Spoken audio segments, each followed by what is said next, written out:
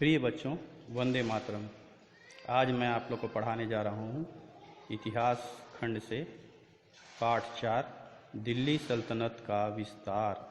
पिछले पाठ में हमने दिल्ली सल्तनत की स्थापना के बारे में पढ़ा था। हमने पढ़ा कि सल्तनत के बड़े अधिकारी सुल्तान से दब कर नहीं रहना चाहते थे। हमने यह भी पढ़ा कि सुल्तान के अधिकारी गांवों से लगान इकट्ठा नहीं कर पा रहे थे। बाद के सुल्तानों ने इन समस्याओं का किस प्रकार समाधान किया। बलबन की मृत्यु के कुछ सालों बाद सन 1290 ईस्वी में जलालुद्दीन खिलजी सुल्तान बना। जलालुद्दीन खिलजी उदारता व क्षमाशीलता के आधार बनाकर शासन करना चाहता था, लेकिन कुछ सालों बाद उसके ही भतीजे अलाउद्दीन खिलजी ने उसे छल से मार दिया और खुद सुल्तान बन बैठा। शिलालेखों, ताम्रपत्रों या सिक्कों से और उस जमाने में लिखी किताबों से हमें उनके बारे में पता चलता है। दिल्ली के सुल्तानों के शिलालेख तो बहुत कम मिलते हैं, लेकिन उनके दरबार में रहने वाले इतिहासकारों व कवियों के द्वारा लिखी किताबों से हमें काफ़ी जानकारी मिलती है। प्राचीन काल के राजाओं में से कुछ ही राजाओं के शिलालेख हमें मिले हैं कि राजाओं के बारे में बहुत कम या नहीं के बराबर जानकारी मिलती है, लेकिन सल्तनत काल के इतिहासकारों ने लगभग हर छोटे बड़े सुल्तान के बारे में काफ़ी विस्तार से लिखा है।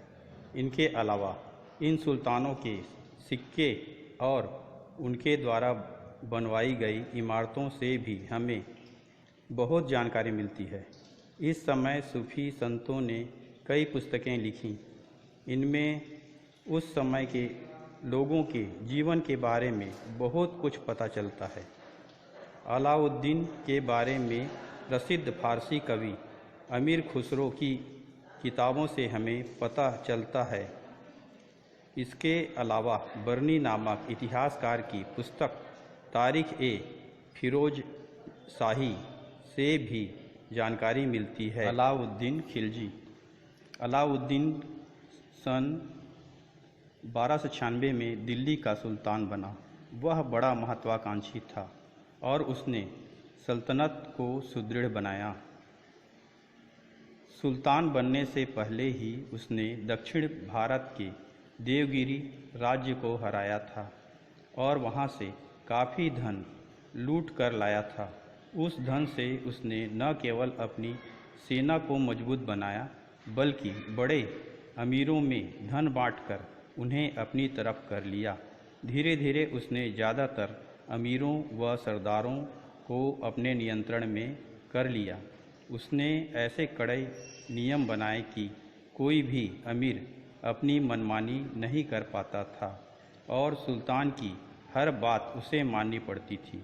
जो अमीर उसकी बात को नहीं मानते थे, उन्हें वह कठोर दंड देता था और उनकी जगह नए अमीर नियुक्त कर देता था।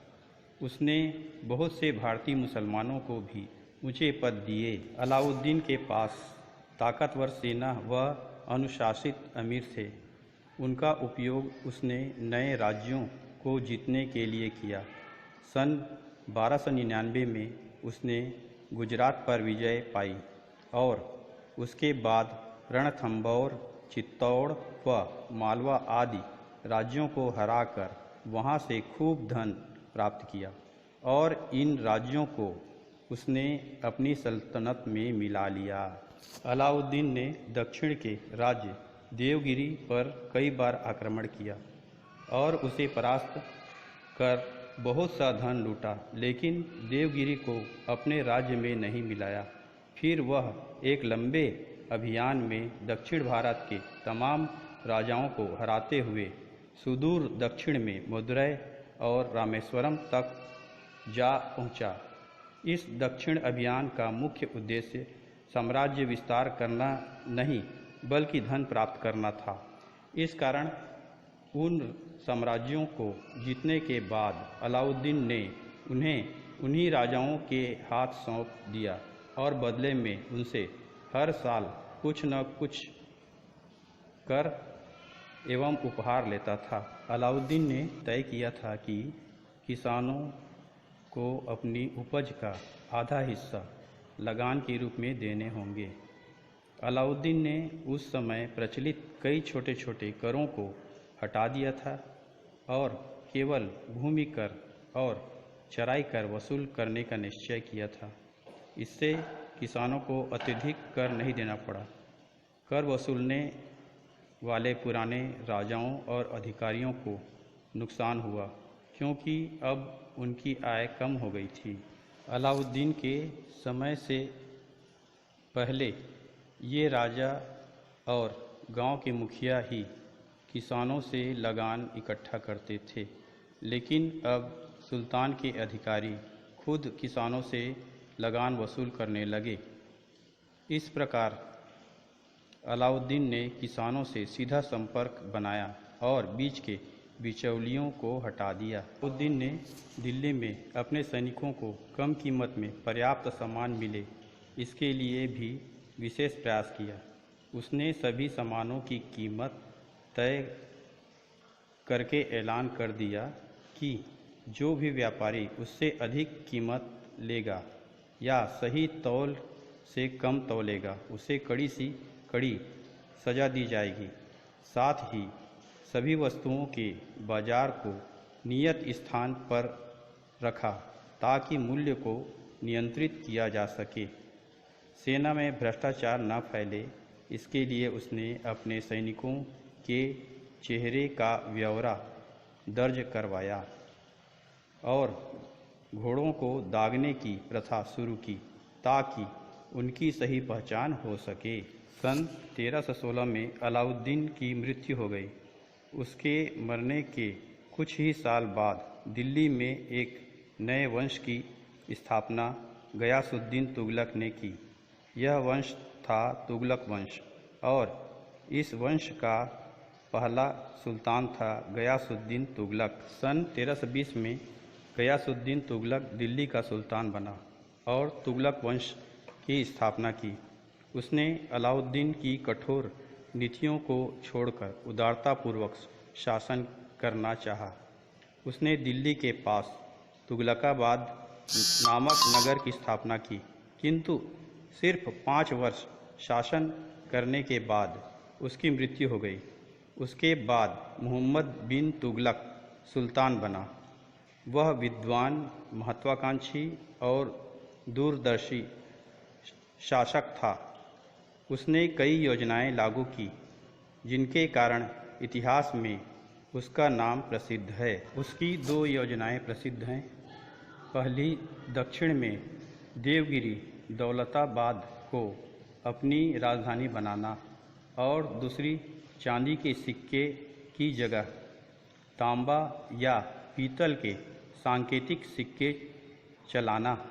मोहम्मद बिन तुगलक ने सुल्तान बनने के कुछ साल बाद ऐलान किया कि दक्षिण में स्थित दौलताबाद नाम का शहर अब सल्तनत की राजधानी बनेगी। उसने आदेश दिया कि दिल्ली में रहने वाले अधिकारी, कर्मचारी, सेनापति, विद्वान आदि दौलताबाद की ओर कूच करें। जिन लोगों ने उसके आदेश नहीं माने, उन्हें कठोर दंड दिया गया। जो लोग गए, उन्हें रास्ते में बहुत कष्ट सहना पड़ा। कई लोग रास्ते में ही मर गए। दौलताबाद में रहना बहुत से लोगों को पसंद नहीं आया। मोहम्मद बिन तुगलक की दूसरी प्रमुख योजना थी चांदी के सिक्कों की जगह तांबे या पीतल के सिक्के चलाना। उन दिनों खरीदने और बेचने के काम में चांदी के सिक्के चलते थे।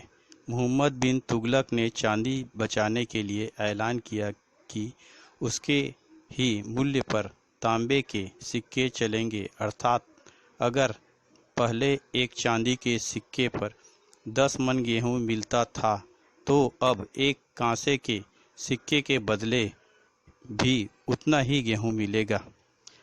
कारण जो भी हो, उसका नतीजा बहुत गलत हुआ। कई लोगों ने बहुत सारे जाली तांबे के सिक्के ढलवा लिए और उसे बाजार में चलाने लगे। चांदी की जमाखोरी होने लगी। इस कारण पूरी अर्थव्यवस्था अस्त व्यस्त हो गई। अंत में मोहम्मद बिन तुगलक ने तांबे के सिक्के को वापस ले लिया और लोगों को तांबे के बदले चांदी के सिक्के दिए। इससे राजकोष रिक्त हो गया। इसी तरह उसका दोआब में कर वृद्धि, कराजिल और खुरासन अभियान भी असफल रहा। मोहम्मद बिन तुगलक की ये योजनाएं भले ही असफल रही हो, लेकिन उसका एक काम तारीफ के काबिल था।